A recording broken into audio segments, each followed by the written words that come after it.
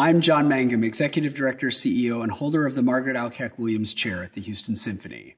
Dvořák wrote his New World Symphony in, I believe, 1892 when he was living in New York at the time. He'd been invited to head the National Conservatory of Music in New York, and he took advantage of the 3 years that he spent in the United States traveling around and hearing a lot of the music of this country.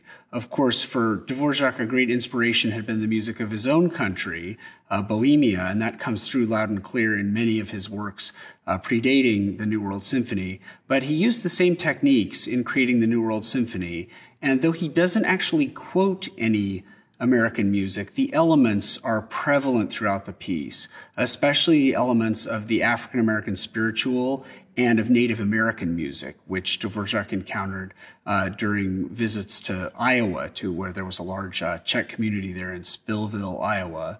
And, these rhythms, these melodic contours, the intervals used in creating the melodies, these elements of those two musics, which of course are, part of the rich panoply of American music, come to the fore in informing Dvořák's compositional methods in that symphony.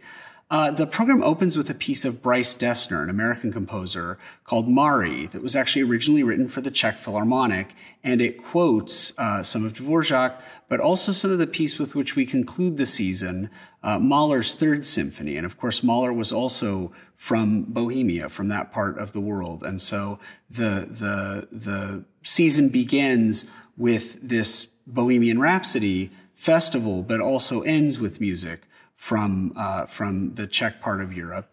And Dessner's Mari brings those two pieces, those two elements together ingeniously, and of course views everything through an American lens.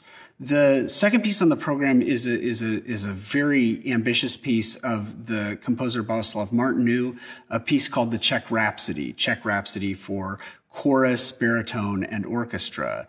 And for those of you unfamiliar with Martinu's music, it's incredibly tuneful, and this is a piece that unfolds on an epic scale. It tries to kind of capture some elements of Czech national pride and history in a sweeping score that lasts about 25 minutes. And it's a great masterpiece, and a piece that I didn't know until our music director, Juraj Valčua, suggested it for this opening week.